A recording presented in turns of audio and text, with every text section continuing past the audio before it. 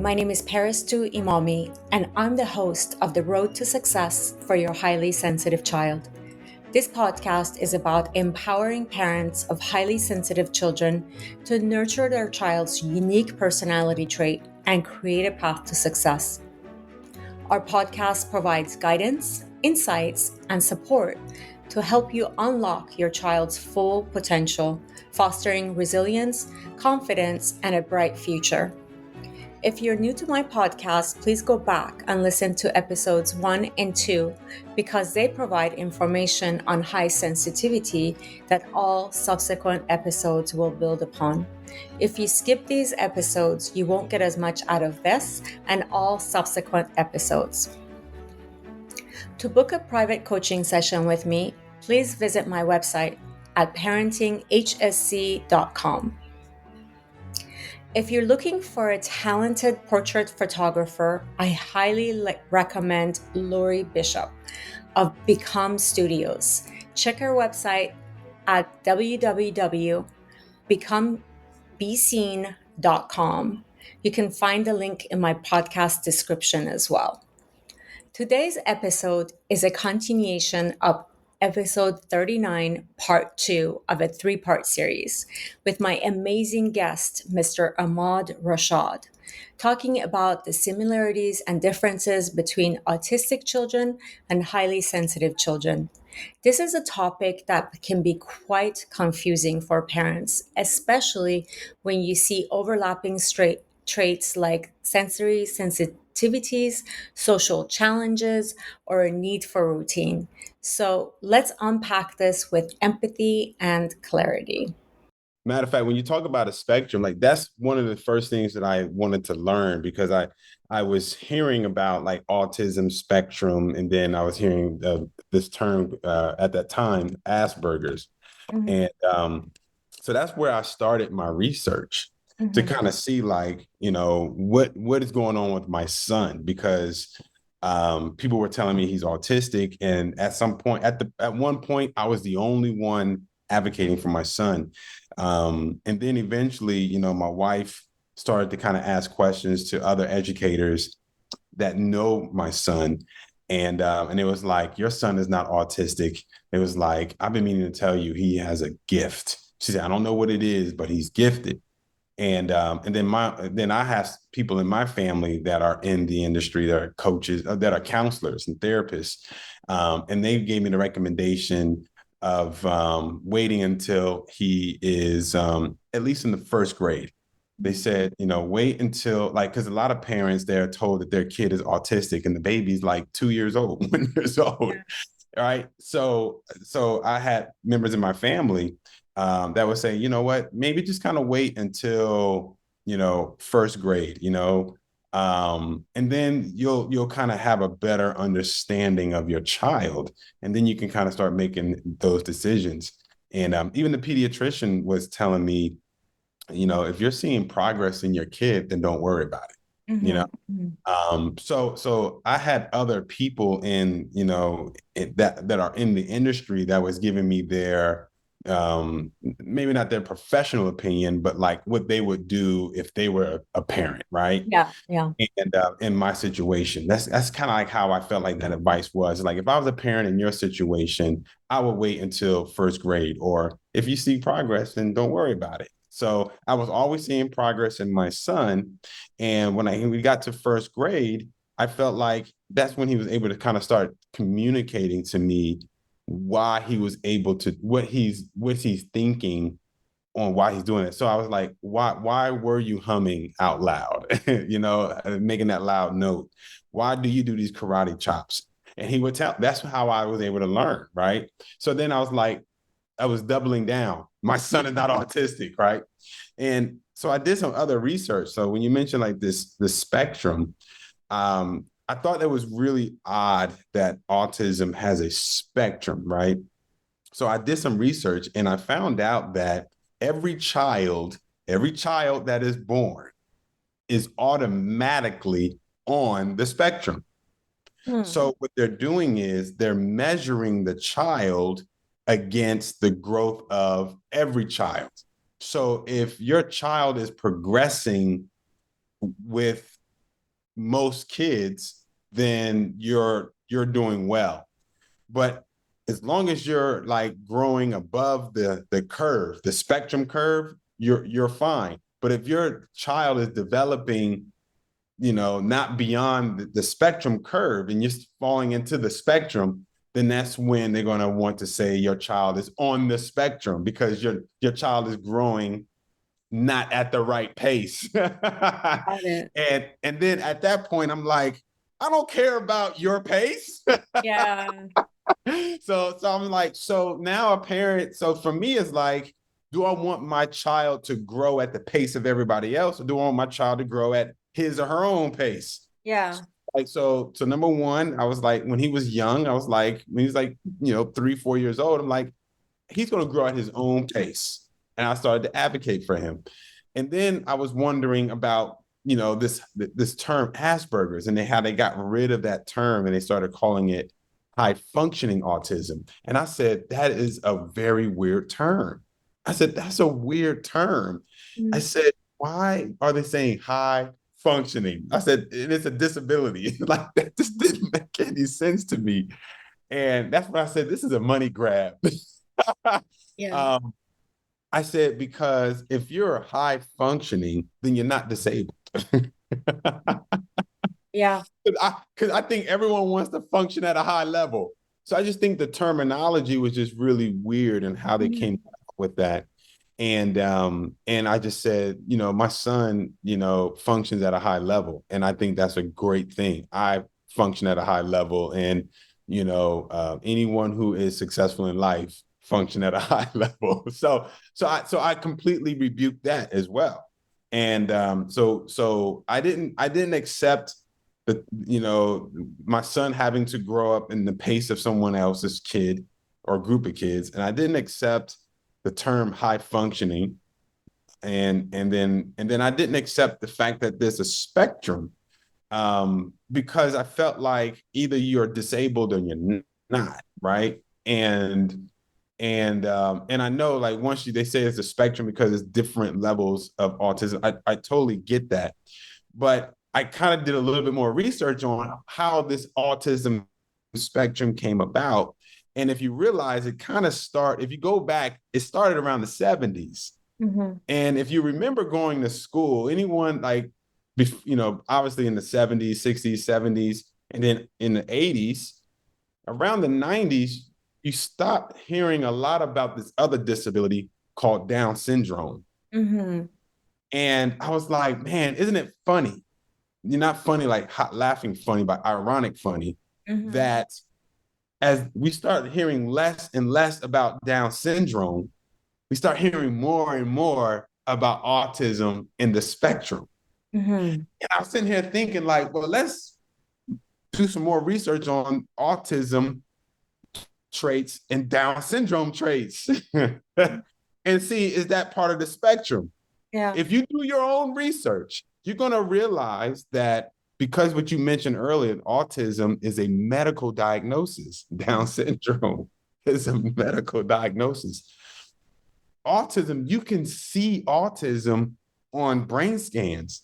You Mhm. can see it in Down syndrome brain scans. Mhm. You can also see autism in the eyes and also in the shape of their head. Same thing with kids that are Down syndrome. Mhm. And I'm sitting here thinking, like, spectrum.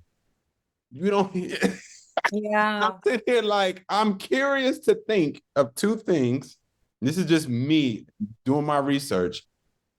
Have Down syndrome kids that were considered high functioning are now being called autism. Mm. And is the autism spectrum now covering kids that are now highly sensitive? Are Mhm. they being accidentally grouped into this? And really, autism are high functioning Down syndrome kids. That's how I was kind of looking Yeah. at it. And You for me, it's not like if your child is autistic, they're autistic. I'm not a doctor. If they know? figure out that your child is autistic, Right, from whatever test that they have to do to figure that out, you know, I'm not. I'm not saying anything against, I don't have anything against No, I autism. could do this as a parent. So this is just my own research as a Yeah, parent and yeah, things that I came about that kind of made me say, because yeah, one thing about HSPs, we read every week. Some of us have yeah. We very reading much like to everything, we educate research. ourselves. So yeah, so I'm reading white papers. I'm reading psychology. I'm not just reading like articles like USA Yeah, Today. I'm reading documents that are published yes, from professors and medical professionals and licensed therapists. Like these yeah, white papers, I'm yeah, locating this stuff that's published online, yeah, and there is a dispute out there about what is autism between professionals, and yeah, that's why I'm kind of looking at like this is a money grab because the money ran out on Down syndrome, but the new thing was autism. So it's mhm, like, how do you lobby for the new thing? And autism is the new thing to make money for these professionals to stay in business. All the grants and all that goes into play with this. And I think if you just said it's like Down syndrome was only just one, right? It's just one diagnosis, but calling it an autism spectrum, now you can say it affects more yeah. people, Exactly, exactly. and that's why I'm saying like parents need to really check to see if your kid is highly sensitive, because Absolutely. I honestly think a lot of all people who are diagnosed with autism are really highly sensitive. Yes, exactly. Me too. That's why I wanted to make sure that the audience understands I have nothing against children who are artistic or people who are autistic. That's a medical condition that people may have. What I do have an issue with is when a child is highly sensitive and they're diagnosed as being autistic. That's what I have an issue with Right. because they're so vastly different. And Right. they might have a tiny bit of things that are overlapping, like sensory issues, like loud sounds might bother both Right. an autistic child and highly sensitive child, Right. but the basis of it is different. A highly sensitive child is a personality trait, where an autistic child, their their brain is not developed like a non-autistic child. Correct. And So and it and has, yeah, go ahead. I'm sorry. Yeah, I was just going to say, just to add on before we move to your next point, is that going back, it's a personality trait. But see, this is why I think it's so confusing, even though it's vastly different, is because they're both neurodivergents. Yes. So autism is a neurodivergent, and highly sensitive children or people are neurodivergents. Mhm. So that means the nervous system, Yes. operates differently. Finely tuned nervous system. Absolutely. Right. So But again, it's different because a highly sensitive child who's who they have a highly tuned nervous system. But the difference is that with a highly sensitive child, you can teach them how to regulate their nervous system right. without medication, Correct. And that's Correct. the thing that I dislike medication so much. And, as I became sick 3 years ago. And before that, I was super healthy, never took any medication besides like cold medications or whatever, once in a blue moon when I would get a cold. But now I have to take medication. I absolutely hate it. The moment that I can stop taking this medication, I would be so happy. But what bothers me so much is when a little child has to take medication that they don't need because they were Right. misdiagnosed. And that's the Exactly. thing that bothers me. It's like I'm not trying to say, high sensitivity is better than autism or the other way around or what. I'm not comparing them in that way. All I want people to know is that it's an easy test for you to find out if your child is highly sensitive, and if they are highly sensitive, then you save them from all the things that you have to do to them if they get misdiagnosed as being autistic. That's Right. all. That's the only thing that I really want to fight for the children is that make sure your child is autistic and not highly sensitive, because it the treatment is vastly different. One is a medical condition and the treatment involves medication potentially, whereas high sensitivity is just knowing how to parent your child using a different parenting technique, and then teaching your children how to manage their nervous system, because that's very easy to manage if you Right. know Right. how. Yeah, totally agree. And I just kind of want to add in another term that will also make it a little bit difficult as well, which is why parents need to really make sure that they're getting the right diagnosis, because we have this other thing called an idiosyncrasy. I remember when my son was in the third grade, he was in the fourth grade, and his teacher was saying that he was acting in certain ways. Then she was hinting that he was stimming. Mm. And obviously by this time, I'm fully aware of autism now. Like I've done the research, the Down syndrome, and how 20% of people who are diagnosed with Down syndrome have autism. So like stuff like this, like I've done this research, right? So I'm aware that, my son is not, but teachers are still trying to find a way. And she was mentioning one of his hand gestures that he was doing, right? And she was using the terminology that I'm familiar with autism, that she was using with him. And I said, I asked her, I said, do you have any type of behavior that you do as an adult that people say that lets me know that's part of who you are? I said, for me, I said my wife, she chews inside her cheek, and whenever I see her chew inside her cheek, I need to go and buy something to eat for her. She needs to go eat. She's hungry, you know. Sorry, baby, put your business out, And for me, I have certain things that I do. I have like several. Like I will, I kind of get into like a deep thought out of nowhere, right? And my wife has to be like, I'm here, right? And there's tons of stuff like that we do, and all of us have at least one. And she said, "Yeah, I have one." And she mentioned what it is. I said that's called an idiosyncrasy. And she was like, "Oh yeah, it is." I said, "Why is it that adults, when we have idiosyncrasies, we don't automatically assume that we have autism?" I Mm. said, "But my son has this one thing that he does. Yeah. That's his idiosyncrasy. But you Mm. want to call it stimming." Mm. See, but the thing that's why I had to empower myself and learn and educate myself. And then once I told her that, she got back off of it, and she was Yeah. like, he's right. Mm-hmm. Because she her idiosyncrasy was she takes a penny and plays with a penny throughout the day or something like that. Mm-hmm. Mm-hmm. You know, and it's like that's you're autistic.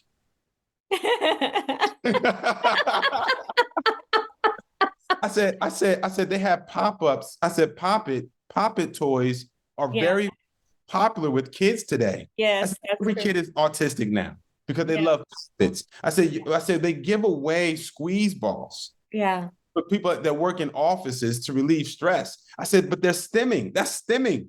Yeah. I said they're all autistic. I said, but we just it's all perspective. It's like when you're an adult, it's I'm relieving stress. But when it's a child, it's a disability. And I found that hypocritical. I Yeah, found that absolutely. highly hypocritical. And I was like, this is why I think parents need to make sure. Like I have a friend who has a child that's autistic, and he is autistic. Yeah. He is autistic.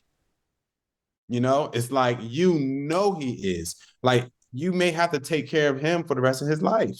He Mm-hmm. may not be able to be independent.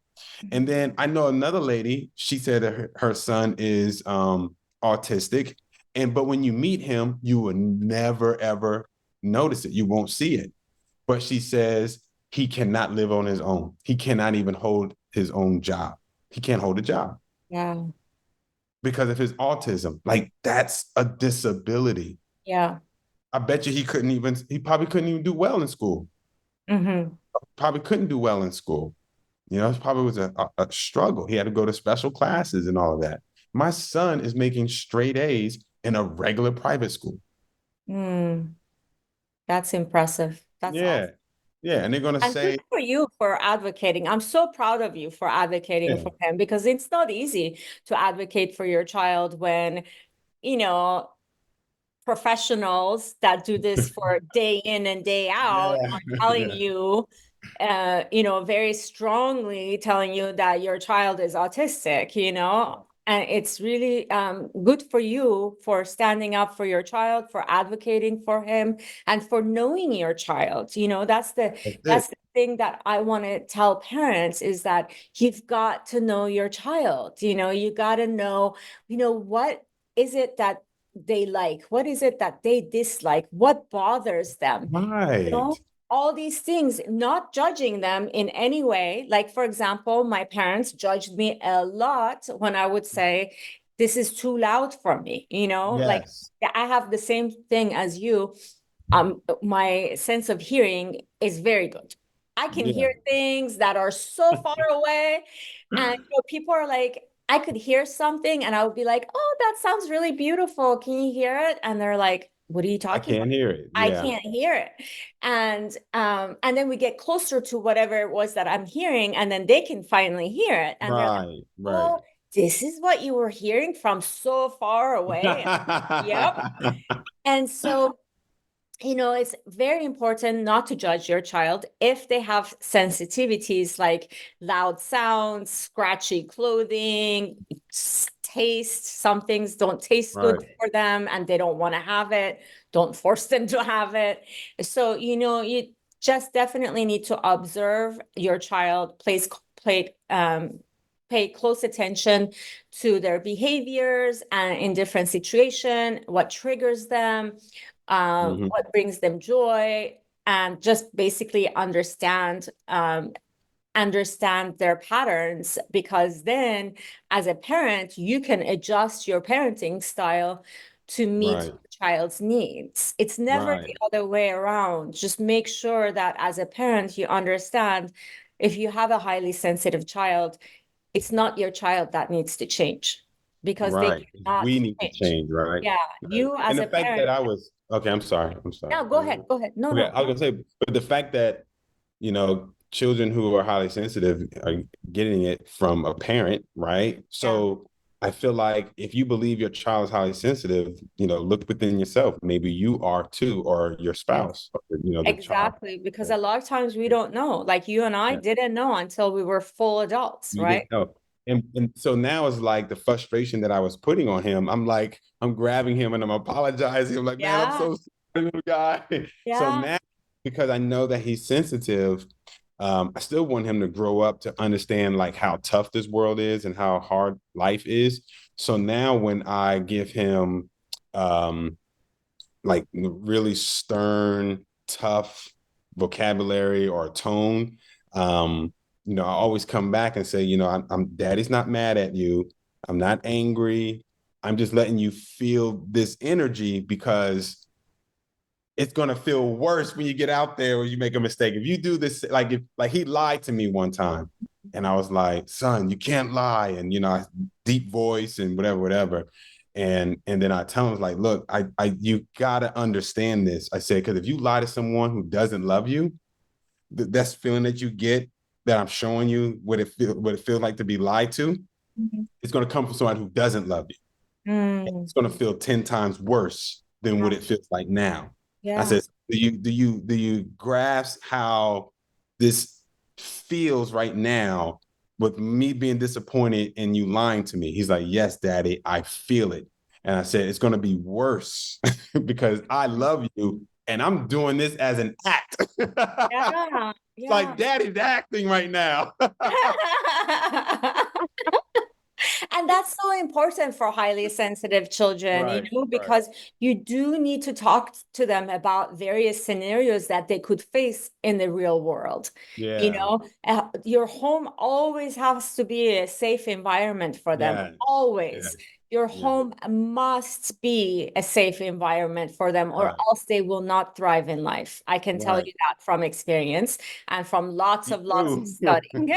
Lots of studying, lots of research, and my own personal experience. Yeah. Having a safe home environment where you feel like when you go home, that's where you're at Yes. peace. And there's, Absolutely. yeah, And it's so important that you got to give your highly sensitive child a really good balance because everything is multiplied, right? So if you're going to be stern, make sure that you are also like the greatest as well.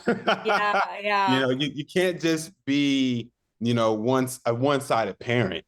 You Mhm. have to, also create, an environment where they feel like this is the greatest of all time when they come home and when they're around you. Absolutely. So I try to create that environment where he's like, man, it is fun to be with my dad. It is Yeah, My dad is the best. He is. So I create that's like 90% of the time that I have with him is like, hey man, enjoy, man. Especially now he's 10, I call him a point two adult. Is what I say, yeah, you about point two adult right now, because like he's really good at his I own love that. routine. Yeah, he gets up on his he's always been independent, but like at 10 years old, this person that they said that he is disabled gets up in the morning on his own. I do not wake up my son. He gets dressed on his own, finds his own clothes. He's brushing his teeth. He does all this on his own. Makes his own lunch for school, cooks his own breakfast, Wow. cleans up before he leaves, and he comes and tells me with everything ready, I'm ready to go to school, daddy. And That's this is amazing. You're very daily. lucky. Yeah, this is daily. This is That's not a awesome. one-off. Like his one-off is um like he might forget something, one day out the week, 2 days out the week. That's his one-off. And then when he comes home, it's the same thing. He comes home, he puts his lunch bag, he empties his lunch bag, puts all his stuff up. He starts his homework. He finishes it. He plays. He knows when he needs to eat dinner. He knows when to take his bath. He reads, plays, says his prayers, go to bed. Like That's he is wonderful. like Yeah, he is not a joke, and he has figured it out. He does it, yeah. and he still has a lot of friends. He communicates very well. He's very social. And you I know, know? and that's all because you and your wife have created safe environment for him at home, a peaceful environment for him at home where he can thrive and be at his best. Yeah, And you took the time to understand him because that part. a Yeah. highly sensitive child often feels misunderstood. And if he feels Mm, misunderstood by their parents too, then mm. it's a really huge deficit for him because now the world is very scary for him because they feel misunderstood, and home feels really scary because, oh my God, my parents don't even understand me, my siblings don't even understand me. So now he has no place, he or she doesn't have a place where they can be themselves and they can know that they're this amazing child who is gifted. By the way, a lot of highly sensitive children are gifted. I call them having superpowers. They Yeah. do have superpowers, and we as highly sensitive adults have our own superpowers that Correct. we Yeah. need to embrace. So good job to you and your wife for making Prince feel, not only feel safe and at home and having a peaceful environment at home where he has his routine. He knows, he knows exactly what he needs to do in the morning, what he needs to do when he gets home from school. He has it all down, right? And then on top of it, you understand him and you encourage him to be at his best using his strengths. Right. And not pointing out those, you know, those things that may not be ideal. Like we all have them. We all have our strengths. We all have our weaknesses, right? Right. So knowing as a highly sensitive as a parent to a highly sensitive child, you really need to play on their strengths and Yeah. downplay their weaknesses, not like ignoring their weaknesses, not helping them get better. I'm not talking about that, but just not focusing on them.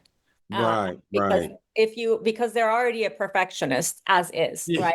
So you do Yeah. not want I'm to forgiving add to that. that perfectionism. You want to kind of teach them not to be a perfectionist as much as Right. possible, because Right. Right. definitely that's not a good way of living. I learned the hard way that I need to stop being a perfectionist. And I only learned how to do that as an adult. As we wrap up today's episode, I want to remind you that you have the power to create a bright and successful future for your highly sensitive child. Embrace their uniqueness, nurture their strengths, and provide them with the love and support they need. Together, we can pave a path to success that aligns with their sensitivity. Thank you for joining us today, and remember, you're not alone on this journey. We'll be here with more insights and inspiration in our next episode. Until then, keep believing in your child's potential because they truly are extraordinary. Stay tuned, stay inspired, and stay committed to setting your child up for success in life.